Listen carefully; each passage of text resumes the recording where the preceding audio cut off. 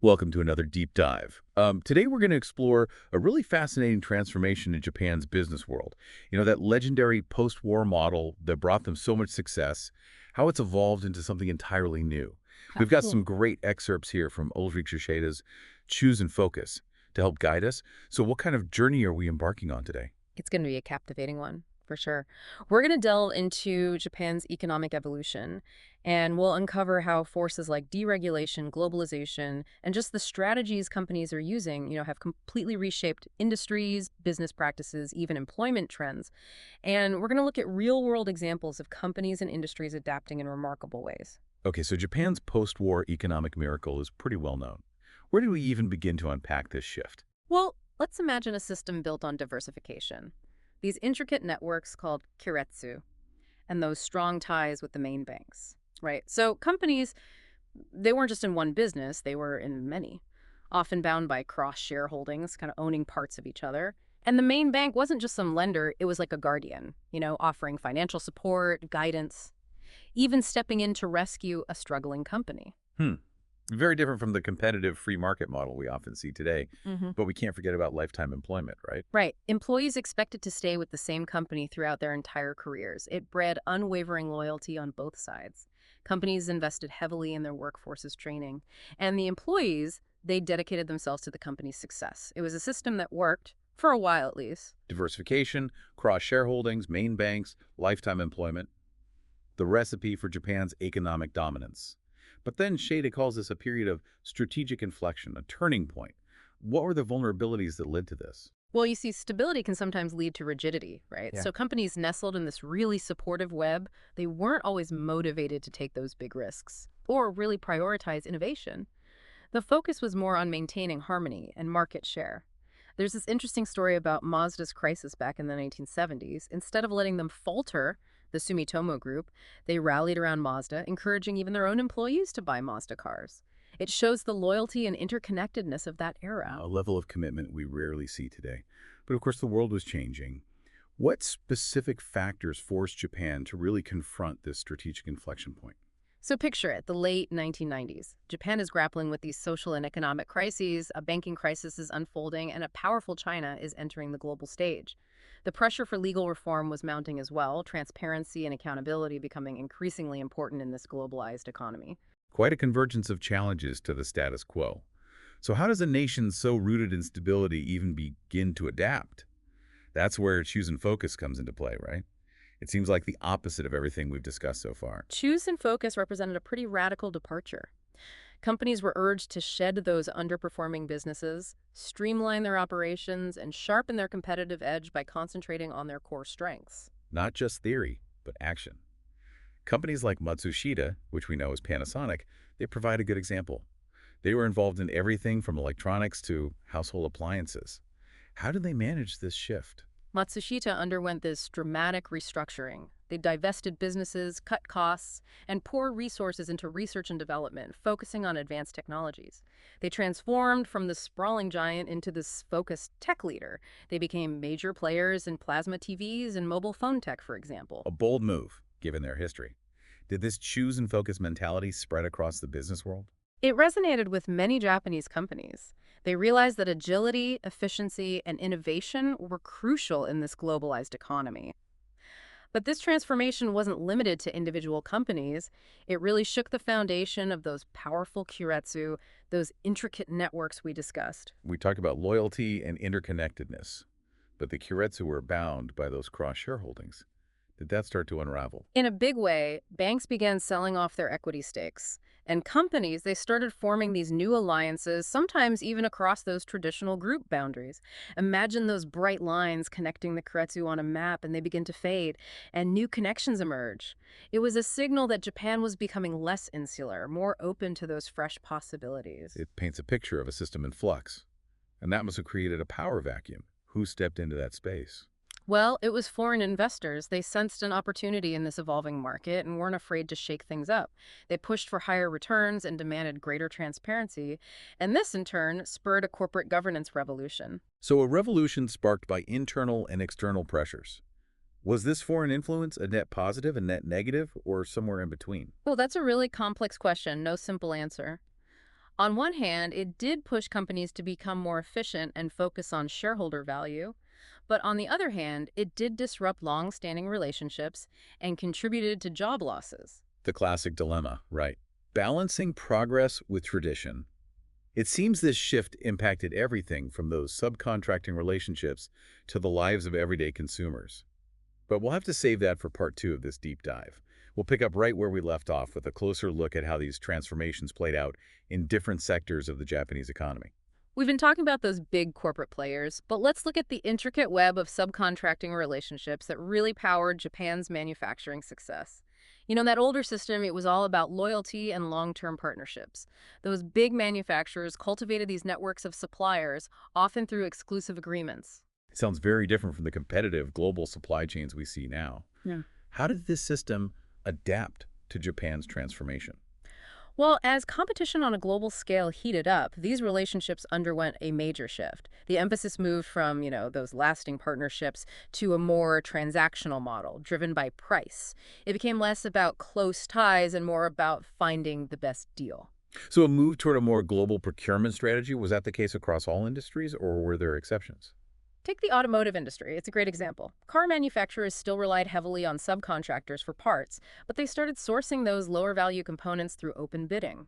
It was all about getting the lowest price. But for the more high value parts, especially those involving cutting edge technology, collaboration remained crucial. So a more nuanced approach, balancing costs with strategic partnerships. Did this move towards price-based competition contribute to what some call the hollowing out of Japan's manufacturing sector? Companies moving production overseas. It certainly did play a role. As companies focused on cutting costs, many of them moved production to countries with lower labor costs. And that had a big impact on Japan's economy and workforce. The government faced this really tough challenge, addressing rising unemployment and social unrest, while also encouraging businesses to stay competitive. A tough balancing act, for sure. And this deep dive really highlights how these economic shifts affected all levels of Japanese society. Not just companies, but also everyday people. We've Yeah. talked about globalization and competition. But Schaede also points out the decline of this practice called atujim. Can you explain what that was? Well, imagine a system where prices aren't set in stone but are adjusted after a sale. That's etogrim. It was meant to spread risk and stabilize prices in a fluctuating market. Another example of the mutual support that was so central to Japan's traditional business world. Sounds incredibly complex. Almost counterintuitive to how we think about pricing today. Yeah. How did atujim actually work? Let's say two companies agree on a price for a product. After the sale, they might renegotiate that price based on things like changes in material costs or market demand. It was a way to share the burden, especially during tough economic times. But as Japan embraced a more competitive, globalized model, atujim must have run into some major obstacles, right? Exactly. You see, as companies started prioritizing their own profits and wanted more control over their pricing, atogim just became too difficult to maintain. The system depended on trust and a willingness to share burdens, which kind of eroded as competition intensified. So, a casualty of these new economic realities. Is there a specific example that highlights the decline of atogim? The vinyl wrap plastics industry provides a good case study. There was a cartel in this industry that tried for years to control prices using atogim. But eventually, they came under scrutiny and were reprimanded by the authorities. It was a clear signal that these types of practices just didn't fit in with the new emphasis on open competition. It's incredible how this shift touched every part of Japan's business world. We've seen its effects on corporations, subcontractors, and even these pricing practices. But how did these changes impact the average consumer? Did this choose and focus lead to changes in their shopping habits? Absolutely. Get ready for a retail revolution. Japan's shopping scene experienced a huge makeover as those large-scale retailers appeared. They offered a wider variety of products and more competitive prices.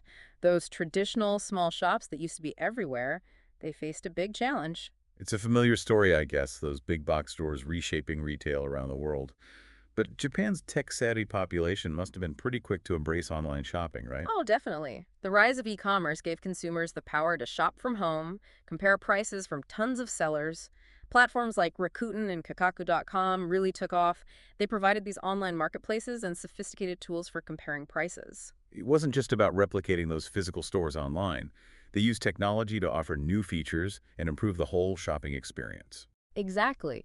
Companies like Rakuten, they understood that just being a platform for sellers wasn't enough.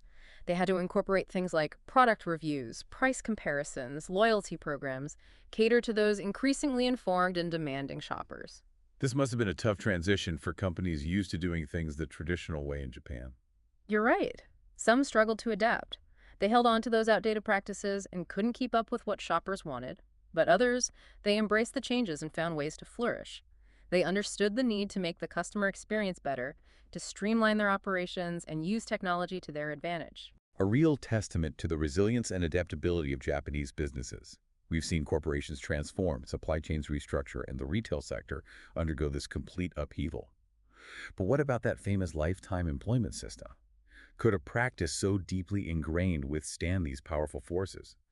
So we've really dug deep into Japan's remarkable journey, from their post-war model to this new era of competition and innovation. But there's one last piece to examine.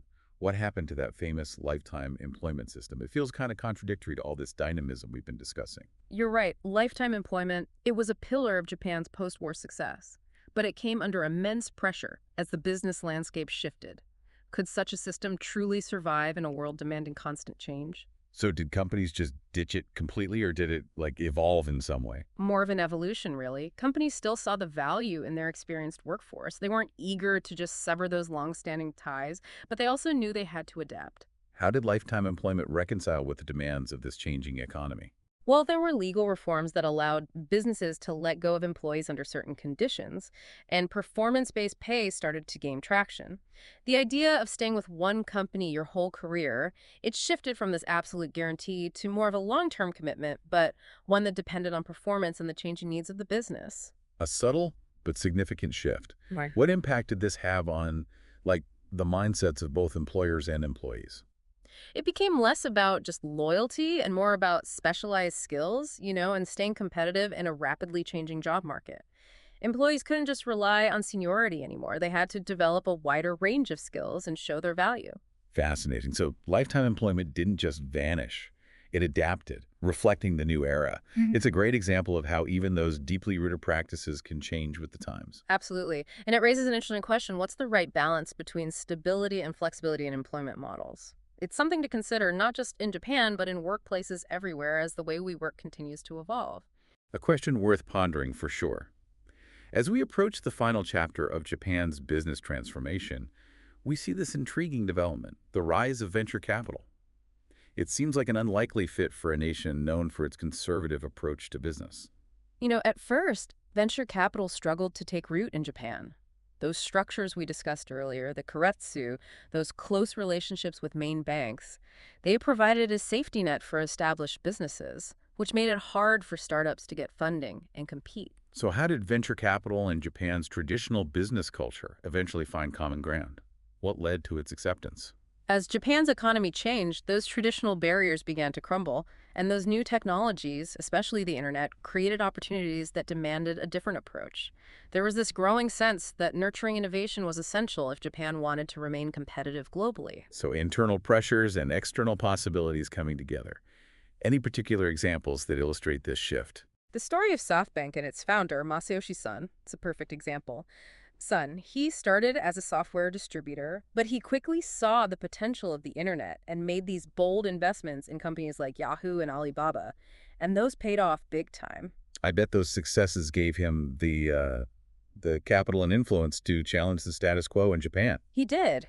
He used that success to disrupt the telecommunications industry, taking on the giant NTT SoftBank. They went after customers aggressively, offering competitive prices, free modems, and using these innovative marketing strategies. They knew to gain market share, they had to offer something different and something better than what was already out there. It's a classic David and Goliath story, but with this modern twist. It's amazing how one company can be a catalyst for change. SoftBank's success proved that venture capital could work in Japan. And it opened the door for a new wave of entrepreneurs and investors. Venture capital firms started popping up everywhere, supporting startups in all sorts of fields, from biotech to e-commerce. It seems like Japan's entrepreneurial spirit was finally set free, embracing this new path for growth and innovation. We've covered a lot of ground today, from stability and tradition to dynamism and competition. So, as we wrap up this deep dive, what are the key takeaways you want our listeners to remember? Japan's story shows us that even the most successful systems have to adapt, choose, and focus, and embracing competition and innovation. These have become the guiding principles for thriving in this globalized economy. That's spot on. And for our listeners, as you continue to learn about Japan's economy, keep in mind that change is a constant. The path from stability to adaptability, it's ongoing. It holds valuable lessons for everyone, not just in business, but in life as well. Think about the implications of choose and focus in your own field. How can you balance stability with flexibility? How can you cultivate a culture of innovation? These are important things to think about in this ever-changing world. Excellent food for thought. Thank you for joining us on this fascinating exploration of Japan's incredible transformation. Until next time.